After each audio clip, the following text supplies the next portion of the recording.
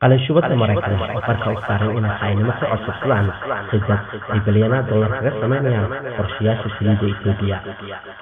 Baaritaankan waxaa sameeyay Zakaria Salalam oo ku soo bandhigay jariidada Quartz Africa. 48 jir asalkiisu Itoobiya ka soo jeedo oo hadda Maraykana iyo asxaabtiisu aan la aqoonin ayaa qarka u saaran inay manfaacadsadaan qorshe khayaamo ay dawladda Itoobiya heshiis beenaha kula galeen inay u dhisayaan warshad sifaysa shidaalka. Ninkan oo lagu magacaabo Nebiyo Getachew oo isku sheega inuu yahay maamulaha shirkadda Greencom Technologies oo ah shirkad sheegatay inay tahay mid tamarta ka shaqeysa oo fadhigeedu yahay Virginia ayaa bishii 28 Abriil heshiis ku kacaya 3.6 bilyan oo dollarka Maraykanka ah la gashay Itoobiya kaasoo ay warshad sifaysa shidaalka kaga dhisayaan deegaanka shidaalka qaniga ku ah ee Soomaalida. heshiiskaasna waxay la gashay wasaaradda macdanta iyo shidaalka Itoobiya. balse kolkii baaritaan dulmar ah ay sameysay jariidada Quartz Africa waxay weeday wax yar oo cadeyn ah oo muujinaya in shirkadaas iyo mas'uuliyiinta ay sheeganaysaba ay aqoon iyo waayo aragnimo u leeyihiin inay fulin karaan howlaha heshiiska ku galeen. shirkadan ayaan balahayn wax sharci ah oo ay kaga diiwaan gashan tahay howlaha shaqada heshiisku kula gashay. waxaana la ogaaday in taariikhdeeda 2 goor laga tirtiray diiwaanka shirkadaha ganacsi ee Virginia maadaama ay bixin weeday gunadii diiwaan gelinta ee shirkadaha ganacsi. jariidada Quartz Africa ayaa waxa dhawaanaha la soo xiriiray shakhsi aqoon aad u badan u leh howlaha shidaalka Itoobiya kadib kolkuu shaki weyn ka qaaday goldololooyin badan oo uu ku arkay shirkadda Greencom Technologies oo dawladda Itoobiya la galaysa heshiis aad u ballaaran isagoo tuhun ka qabay in heshiiska shidaalka ee la galayo uu yahay hanaan qalin shubatanimo. dabadeedna baaritaan ay jariidadu sameysay ay ku ogaatay in shirkadda Greencom ay been abuur ka sameysatay sheegashooyin badan oo ay ku andacoonayso inay tahay shirkad hawdor ku ah arrimaha shidaalka ee caalamiga ah. waxa kaloo la ogaaday in shirkaddan xilliga ay heshiiska la galaysay dalka Itoobiya ayba ahayd midaan sharciyin jirin oo jiritaankeeda ay ku weeday maadaama la masaxay bishii November 2019 kolkaasoo ay iska bixin weeday gunadii isdiiwaan gelinta. balse bishii September ee aynu soo dhaafnay kadib kolka Itoobiya heshiiska la gashay ay dib iskaga diiwaan gelisay dalka Maraykanka. jariidada Quartz Africa ayaa shaki weyn ka qabta in mashruuca heshiiska lagu galay uu inaba hana qaadi doono iyagoo ka cabsi qaba inuu tubxan ku rido qorshaha Itoobiya ee in shidaalkaas la soo saaro haduuna ka badaran lagaga dhufsan kharashaad iyo dhacbareed ah. sanado badan ayaa dalka Itoobiya isku waday inuu intifaacsado khayraadka hydrocarbonka ee lagu manaystay kaasoo lagu qiyaaso 8 trillion oo cubic liter oo kaydka saliidda caydin ah oo hoos ceegaaga gobolka Soomaalida. balse rajooyinkii in la soo saaro waxa in badan caqabad ku ahaa nabadgelyo darro ka jirtay aagaas oo ay ka dhaqdhaqaaqayeen jabhado kala duwan waqtiga kala duwan laga soo bilaabo dabayaaqadii qarniga ee soo dhaafnay. dhawaanahan ayaa inkastoo xaaladii amni ay aad uga soo roonaatay waxa hagartaameeyay maareen xumo heshiisyo shaki leh oo la galay shirkado ajaanib iyo musuqmaasuq maamulkii hore ay gacanta kula jireen howlaha shidaalka. taasina waxay sii adkaysay hamigii kooxdan isbedel doonka ah inay ka manfaacadsadaan khayraadka shidaalka. aqoon la'aan iyo jiritaan la'aanta shuruuc iyo qawaaniin u degsan baaritaanka shirkadaha iska sheeganaya shidaalka ayaa sababay in shirkado badan oo qalinta shubata ah oo dhac u jeeda ay heshiisyo kala duwan la galaan dawladda Itoobiya. sanadkii 2003 shirkad dalka Ugdun laga leeyahay oo la yiraahdo Cytec International ayay dawladda Itoobiya siisay liisan shidaal kaasoo 3 sano ka bacdi ay haddana kala noqotay kadib kolkay dawladdu sheegtay in shirkaddu ay buuxin weeday shuruudihii. sanadkii 2013 xataa isagoo lagu bartay musuqmaasuq iyo qalin shubatanimo uu ka waday dalka Liberia ayaa ganacsadaha Yahuudiga ee Jacob Engel dawladdu siisay heshiis uu macdanta tantalum kaga qodanayo godadka Kenticha ee deegaanka Oromada. balse sanadkii 2015 ayaa heshiiskii dawladdu burisay kadib kolkay sheegtay in shirkadda ninkaasi ay been abuur tahay. iyadoo waxa soo idil ay soo martay ayaa haddaba heshiiska haatan 2020 ee dawladda Itoobiya la gashay shirkadda Greencom International uu egyahay mid aan waxba laga baran kuftinadii hore. Mulugeta Damto oo ah maareeya ka ah shirkadda macdanta batroolka iyo baayfulka Ethiopia ayaa yiri waan ognahay in shirkadda Greencom ayna aqoon iyo xirfad u lahayn shaqadan, balse waxaan ku heshiinay inayna iyagu shaqadan qabanayne ay noogu adeegayaan inay keenaan cid saddexaad oo shaqada qabata. Iyagu waa shirkad maaliyadeed oo kaliya ka faala qaadaysa inay cid saddexaad noo dhisaan warshada sifaynta shidaalka, ayuu yiri mas'uulku. Isagoo hadalkiisii watana wuxuu ku daray waxaan anigu shakhsiyan ogaaday ayaa ah inayna aqoon karti u lahayn inay fuliyaan ama dhisaan mashruuc sidan oo kala ah. EMPP waa shirkad shidaal soo saaris oo dawli ah oo dawladda sanadkii 2016 u aasaastay inay shidaalka shirkadaha caalamiga soo saari lahaayeen ee iyadu soo saarto. haddaba oraahda Mulugeta waxay u egtahay mid waafaqsan sheegashada Greencom ee ah inay shaqada wada qabanayaan shirkadda Kuuriyaanka ee Hyundai Engineering and Construction. waxaa la sheegay in shirkadda dhismaha cimilaaqa ee Kuuriya ay shuraaka la tahay Greencom sida ay ku soo warisay idaacadda Fana 28 Abriil maalintii heshiiska la kala saxeexay. balse mas'uuliyiinta Hyundai ayaa email ay Quartz Africa u soo direen waxay ku cadeeyeen in ayna wax xiriir ah la lahayn Greencom. shirkadda Kuuriyaanku waxay shaaca ka qaatay in inta ogaalkeeda ay u yimaadeen niman sheegtay Greencom, balse kolkay ay baaris yar ku sameysay ogaatay in ay yihiin kuwa aan waxba ka jirin. dabadeedna dabayaaqadii sanadkii 2019 ay ooda u jiitay. waxaanu jecelnahay inaan halkan ka cadeyno in shirkadda Hyundai Engineering and Construction aanay la saxeexan wax heshiis ah ama afgarasho ah kuwa isku magacaabay Greencom, ayuu Jin Yong Choi oo ah afhayeenka shirkadda uu noo soo qoray. Greencom kolkay noo yimaadeen ayaan weydiinay sharcinimadooda iyo xaaladooda maaliyadeed, waxay soo baxeen inay yihiin shirkad bug ah oo waxba ka jirin. Choi waxa kaloo uu cadeeyay in Hyundai baaritaan si sameysay ku ogaatay waxyaabo badan. isagoo hadalkiisii watana wuxuu yiri Hyundai Engineering waxay baarayaal khaas ah u dirtay arrinkan iyadoo qabsatay ku ogaatay in shirkadda Greencom weligeed hal shaqo ahna ayna weligeed qaban. sida aawadeedna waxa Greencom ku wargelinay inay isticmaali karin magacayaga iyo astaanta shirkaddeena laga bilaabo December 2019. haddaba inkastoo xaalku sidaa ahaa, ma jirto shirkad kale oo Greencom ay sheegatay inay dhismaha u sameynayso aan ka ahayn Hyundai oo ah tan imika ooda u jiiday. sida aan soo sheegnay inay shirkadaas ku soo dhawaata 4 bilood ka hor xilligii ay heshiiska Ethiopia wada galayaan. waxayna ahayd hawl fudud oo Mulugeta Damto Siciid iyo saraakiisha kale Ethiopia ay ogaan lahaayeen haddii ay xiriir la sameyn lahaayeen shirkadda Kuuriyaanka. ninka la yiraahdo Nabiyo Getachew ee isagu sheegtay inuu yahay maamulaha Greencom Technologies ayaa barta internetka ay ku leeyeen waxa ugu qoran inuu muddo 20 sano ka badan maamula sare iyo la taliye ka ahaa ama ka soo shaqeynayay shirkad kamid ah kuwa Fortune 500. balse baaritaan yar oo la sameeyay waxa la ogaaday inuu ka shaqeynayay macrad baabuurta Toyota lagu iibiyo oo ku yaala agagaarka DMV, Washington DC, Maryland iyo Virginia.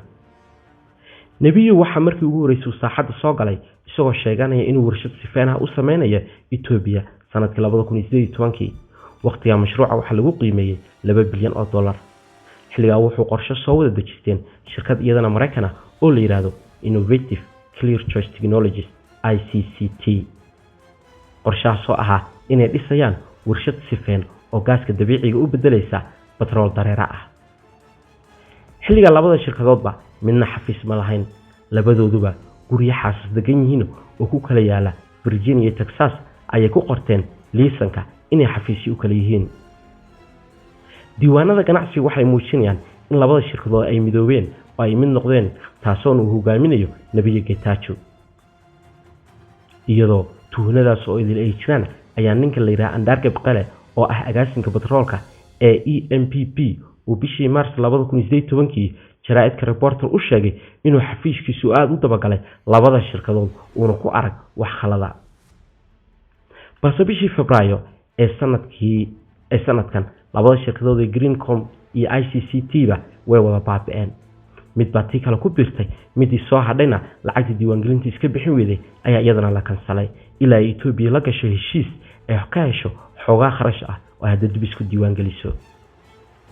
Greencom waxay boggeeda ku leedahay LinkedIn isku sheegtaa inay tahay hogaamiyaha caalamka ee tamarta nadiifta ee taabagalka ah balse ma jirto hal cadeyn oo muujinaya hal mashruuc oo dunida meel kamid ah ay ka qabteen si kastaba ahaatee faylasha komishinka shirkadda Commonwealth of Virginia State waxa uu muujinayaa in diiwaangelintii shirkadda Greencom Technologies la kansalay November 2019 maadaama ay buuxin weyday shuruudihii diiwaangelinta shirkadda waxaa dib looga jafay boorka 17 September cadeymo waxay muujinayaan inay tani tahay kolkii labaad ee shirkaddaas la kansalo iyadoo kolkii koowaad ay ahayd sanadkii 2014 taasoo been ka dhigaysa sheegashada nabi inuu hogaaminayay ama uu maareeyo ka ahaa shirkad shidaal baaris caan ku ah in ka badan 10 sano bogga rasmiga shirkadda waxaa jira qayb la yiraahdo Meet the Team ama meesha lagu soo bandhigo madaxda ugu sarreeya shirkadda halkani waa mid tuun iyo shaki badan dhalinaya Greencom waxay ku faanaysaa inay ka shaqeeyaan aqoon-yahano iyo khubaro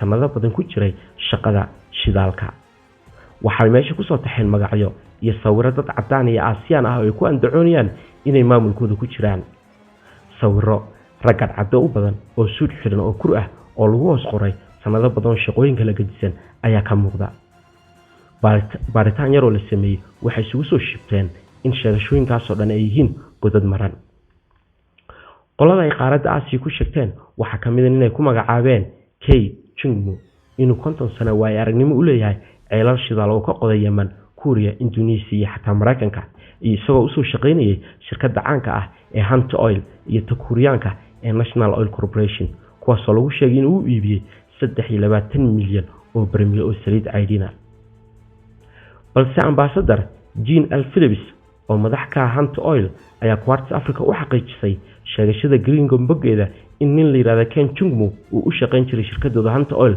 ay tahay waxaan waxba ka jirin mana qala wax magacaale oo weliga shaqaale noo noqday weligeena Yemen waxba kama aanan qodin ayay ku tiri email ay noo soo jawaabtay dabadeed anagoo adeegsanayna barnaamijka aqoonsiga muuqaalada sawirada wajiyadooda ayaa waxaan ku baarnay internetka waxaana noo soo baxday in sawirkan laga soo qaatay profile LinkedIn ah oo ku leeyahay nin la yiraahdo Chungmu K bogga ninkaas ayaa ku qoran inuu yahay shaqaale shirkad NGO ah oo ka duwan mid sawirkiisa wadatay Greencom ku sheeganayso inuu yahay qamamuur shidaal ku go'ay sidoo kale nin ay Greencom ku sheegtay Chang Bung Sung inuu yahay hogaamiyaha qaybtooda Asia Greencom website waxay ku qortay inuu leeyahay 30 sano waay aragnimo ah oo ka soo shaqeeyay shirkad kamid ah Fortune 500 balse boggiisa LinkedIn-ka waxa uu sheegayaa inuu bost kaga qoran yahay shirkad samaysa qaraxada sigaarka laga cabo oo la yiraahdo Lamplight Energy oo aan 2 sano soo buuxin warbixin sanadeedkeedii iyadoo waxaas oo been iyo khiyaano iyo isdabamarin ay jirto ayaa nabiga Getachew haddana awood u helay inuu bishii Abriil heshiis bilaayin dollar ku kacaya qalinka kula duugo dawladda Itoobiya kadib kolkaan dhameeyna mashruuca Itoobiya waxa ay ka madax banaanaan doontaa inay shidaal la soo degto ayaa laga soo wariyay inuu lahaa Greencom heshiiska u saxeexday waxa la sheegayaa inuu ahaa nin la yiraahdo Emmanuel Mukruya oo aad looga yaqaano magaalada Addis Ababa oo ku leeyahay golo caawisaneed ama night club habeenkii qofka ciyaarka lagaga tawiiso ninkaas oo hadda u diiwaan gashan inuu yahay Greencom maareeyaheeda dalka Itoobiya ayaa isna saxaafadda dalka maalinta heshiiska ka lahaa in mashruucu dad ka badan 10,000 oo qof uu shaqo u abuurayo hawshan qalin shubatanimada waxay ka dhigan tahay in waaxda macdanta Itoobiya ka jiro xagaldaah ama khiyaamo kale ay shacabku ayna ogeen sheekadii u horeysay ee jariidada reporter ay qortay 2018 waxa ay xigatay agaasinka batroolka ee xilliga EMBB oo la oran jiray ama la yiraahdo Andarka Baqale oo xaqiijinaya inuu isagu baaray shirkadda Greencom Technologies iyo tan hadda kacday ee ICCT waanu baarnay aqoonsigooda iyo xaaladooda maaliyadeed iyo qorshayaasha ay soo bandhigeen ee ay gaaska ugu bedelayeen batroolka iyo qaanuunkooda dhismeedna waana ku qanacday inay sax yihiin ayuu yiri Quartz Africa ayaa dhawaan isku dayday inay la xidhiidho Andarka Baqale oo hadda la talin u ah EMBB kolkii la weydiiyay sida iyadoo digniino iyo tuhno badan ay jiraan oo laga deyrinayo ee heshiisku la galeen oo khaasatan isaga Andarka ahaan uu ah qofkii okayda sare heshiiska wuxuu ku jawaabay ma aha inaan iska erina shirkad kaliya adigoo ku marmarsiyoonaya waxba ka shugux leh weli waxaa jira waxyaabo badan oo Itoobiya heshiiskan ka faa'iideyso. dhanka kalena dad badan oo anaga naga baxsan ayaa qorshahan soo ansixiyay, ayuu yiri jawaabtii uu siiyay Quartz Africa. Mulugeta Dhamto Saciid oo ka tirsan shirkadda macdanta petroolka Bayfulka Itoobiya ayaa Quartz Africa u sheegay inuu aaminsanaa in loo sheegay in Greencom ay mashruuca maalgelinayso sida qorshaha 2018 ku qornaa. labada shirkadoodba waa Greencom Technologies iyo ICCT waxay noola wada yimaadeen qorshe wada jira sanadkii 2018 ayuu yiri. isagoo hadalkiisa sii wata wuxuu yiri waxaanu ka wada hadalnay arrimaha farsamada kolkaasi wasaaradda macdantu dusha nagaga timid oo ay naga wareejisay sanadkii 2019 wixii inta ka dambeeyna shaqo kuma aan lahayn. haddaba jariidada Quartz Africa kolkay u sheegtay in mid kamid labadii shirkadood ee ICT ay baaba'day waa uu yaabay, waxaanu u sheegay inuu hawsha kolka hore u eegay in Greencom ay iyadu maalgelinayso oo Hyundai Construction ay tahay ta dhisaysa.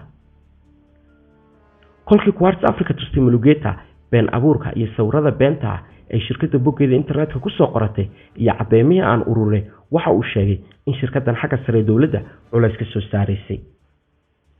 waxa uu carabaabay in dad qaarkood ay ka shaqeeyaan xafiiska ra'iisul wasaaraha iyo shakhsiyan ninka safiirka u ah Itoobiya ee Washington u fadhiya Fitsum Arega uu ahaa qofka ku caburinaya in heshiiska la galo. kolkan ka yara cagajiidnaba waxa cabasho u diran xafiiska ra'iisul wasaaraha iyagoo ku andacoonaya in la carqaladeynayo dad baa jira ay isku xiran yihiin, ayuu yiri Mulugeta. isagoo hadalkiisii wadana wuxuu raaciyay dabadeed safiirka Fitsum Arega ayaa warqad noo soo qoray oo uu ku sheegayo inay tahay shirkad adag oo caalamka laga yaqaano Amerikana sumcad ku leh isla markaana aan dhaqso heshiiska ula galno. safiir Fitsum waxa uu shirkaddan u ololeynayay labada goorba, koow kolkii uu Addis Ababa joogay iyo laba kolkuu safiirka noqdayba. safiirka waana cadeymo ka jawaabis aan weydiinay weli noomuuna soo jawaabin. si kastaba ha ahaatee heshiiska waxaa la saxeexay 5 bilood ka bacdi kolkii diiwaangelintii Greencom ee Virginia laga kansalay jiritaankeedii shirkadnimo ee Mareykankana la baabi'iyay. sida aawadeed heshiiskaas uma eka inuu leeyahay lagu qaanuuni oo uu ku taagan yahay maadaama ay saxeexday shirkad aan sharciyan la aqoonsaneen dawladda Itoobiya way burin kartaa iyadoon wax garax ka baqayn. waxa la saxeexay 4 bilood ka bacdi kolkii Hyundai ay cadeysay inayna ku shaqo lahayn, waxaana qalinka ku dugay wasiirkii hore ee macdanta petroolka iyadoo saxaafadda garab joogto. wasiirkaas oo la oran jiray Samuel Urkato Kurke si degdeg ah oo bilaa sharaxaad ah ayaa booskii loo dhaafiyay loona bedelay wasiirka sayniska iyo tacliinta sare. booskii horena waxaa lagu bedelay duqii magaalada Addis Ababa Engineer Takale Uma. inkastoo saxaafadda dawladda ay soo sawireen wasiir Samuel Urkato oo saxeexay heshiiska 3.6 bilyan dollar ah ee uu la galay Greencom, balse kolkii Quartz Africa la xidhiidhay inuu sharaxaad ka bixiyo heshiiska waa uu ka gaabsaday inuu ka hadlo wuxuu shirkadda ka ogaa sidoo ku jawaabay heshiiskii uu maan garanaya laakiin meeshii imika anigu ma joogo, kuwa hadda jooga kala hadla arrimaha. taleefankaan u dirnayna uu naga dhigay. maalinkii heshiiska saxeexay waxa la joogay Dr. Katsela Tadesse oo kolka ahaa agaasimaha waaxda shatiyada petroolka ee wasaaradda. waa ninkii sidii bilaxashoodka u dafiray andacooshii shacabka miyiga Soomaalida ku waxyeeloobay sunta ay shirkadaha baaritaanku isticmaalaan. Dr. Katsela isagoo isku horqoon dhaafinaya kaamiradaha Addis Ababa hortooda ayuu ammaan iyo bogaadin kula dul dhacay Greencom Technologies oo ahayd shirkad uu isagu shatiga u soo qoray. Quartz Africa waxay ogaatay in yarka bacda heshiiskii bishii Abriil Dr. Katsela lagu qasbay inuu xilkiisa casilo. Dr. Katsela waxaan ku raacday telefoon soo gurigiisa joogo waxaan wax ka weydiinay doorkii uu ku lahaa ogolaanshihii in shirkad bug ah Itoobiya laga dhex furto.